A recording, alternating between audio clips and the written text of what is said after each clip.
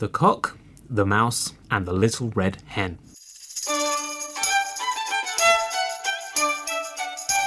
Once upon a time, there was a hill, and on the hill there was a lovely little house. It had one little green door and 4 little windows with green shutters.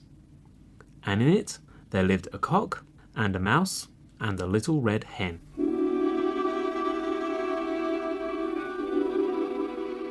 On another hill, not very far away, on the other side of a small river, there was another little house. It was a very bad little house. It had a door that didn't shut and 2 broken windows. And in this house there lived a bad big fox and 4 bad little foxes.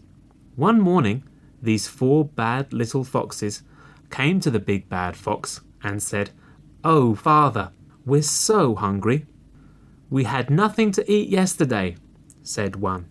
"And almost nothing the day before," said another. "And only half a chicken the day before that," said the third. "And only 2 little ducks the day before that," said the fourth. The big bad fox shook his head for a long time, for he was thinking. At last he said in a big gruff voice, "Over the hill there I see a house, and in that house there lives a cock." "And a mouse," screamed 2 of the little foxes. "And a little red hen," screamed the other 2. "And they are nice and fat," went on the big bad fox. "I'll take my sack and I'll go up that hill, and in that house, and I'll put the cock and the mouse and the little red hen into my sack. I'll do it today." So the 4 little foxes jumped for joy, and the big bad fox went to get his sack.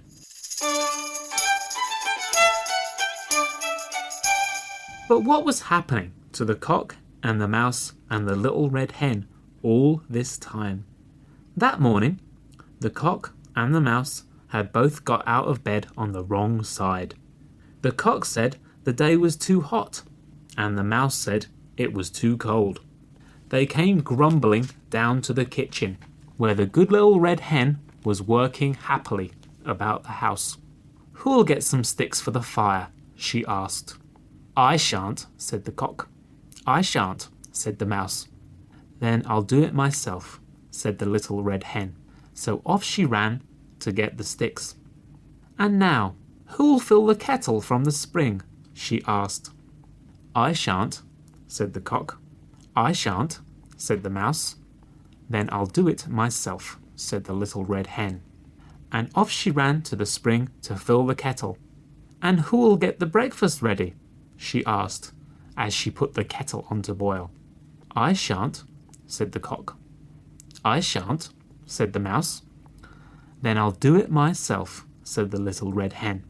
All breakfast time, the cock and the mouse quarrelled and grumbled. "Who will clear the table?" asked the poor little red hen. "I shan't," said the cock. "I shan't," said the mouse. "Then I'll do it myself," said the little red hen.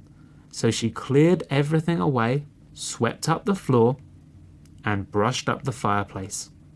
"And now, who'll help me make the beds?"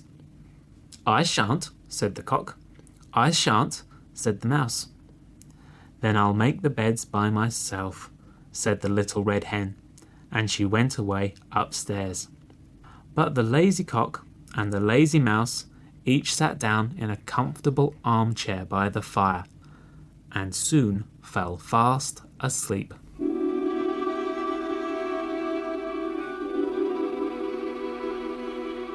Just at that time, the big bad fox was going up the hill.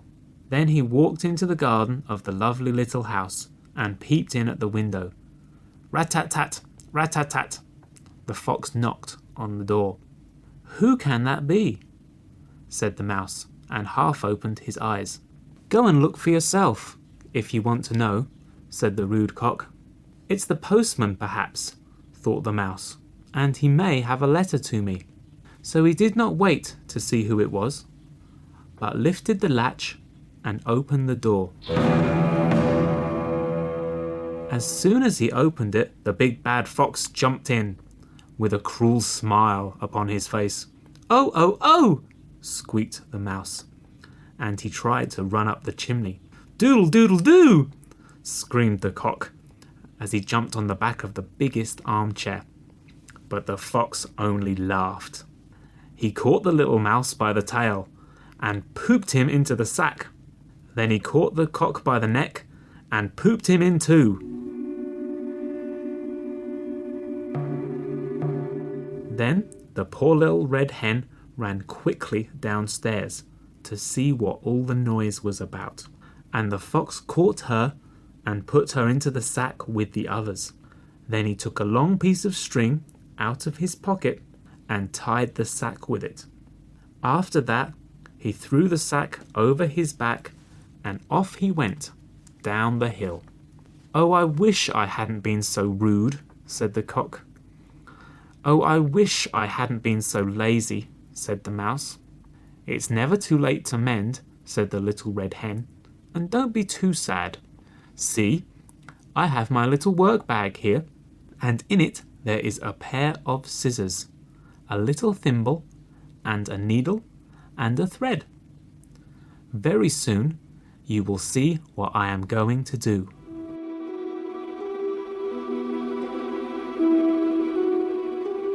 Now the sun was very hot, and soon Mr. Fox began to feel that his sack was very heavy. At last he decided to lie down under a tree and sleep for a little while. So he threw the sack down and very soon fell fast asleep. As soon as the little red hen heard that the fox was snoring, she took out her scissors and cut a little hole in the sack. "Quick!" she whispered to the mouse. "Creep through this hole, then run as fast as you can and bring back a stone just as large as yourself." Out went the mouse, and soon he came back with the stone. It was heavy, and he had to drag it after him. "Push it in here," said the little red hen, and the mouse quickly pushed it into the sack. Then the little red hen cut the hole larger, and soon the cock was able to creep through it. "Quick," she said, "run and get a stone as big as yourself." Out flew the cock, and soon he came back with a big stone, which he pushed into the sack. Then the little red hen crept out, got a stone as big as herself, and pushed it into the sack. Next, she put on her thimble, took out her needle and thread, and sewed up the hole as quickly as ever she could. When that was done, the cock and the mouse and the little red hen ran home very fast. They shut the door after them, locked it, and shut the shutters. The big bad fox lay fast asleep under the tree for some time, but at last he woke up. "Dear, dear," he said, "I have slept a long time. I must hurry home." The big bad fox grumbled to himself as he went down the hill till he came to the river. Splash! One foot went in. Splash! The other foot went in. But the stones in the sack were so heavy that at the very next step, Mr. Fox fell down into a deep pool. He couldn't get out of it, so he was never seen again. And the 4 bad little foxes had to go to bed without any supper.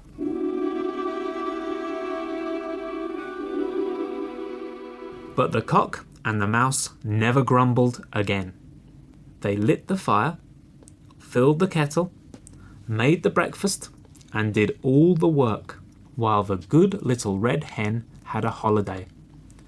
She sat resting in the big armchair. No foxes ever troubled them again, and they are still living happily in the little house with the green door and the green shutters, which stands on the hill.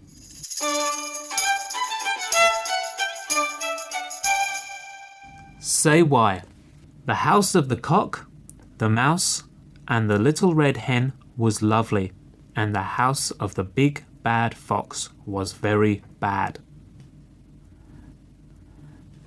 Say why. The cock didn't open the door when the big bad fox knocked. Say why. The mouse opened the door. Say why. The big bad fox laughed when he caught the cock, the mouse, and the little red hen. Say why. The little red hen had her little work bag with her. Say why. The 4 bad little foxes had to go to bed without supper that night.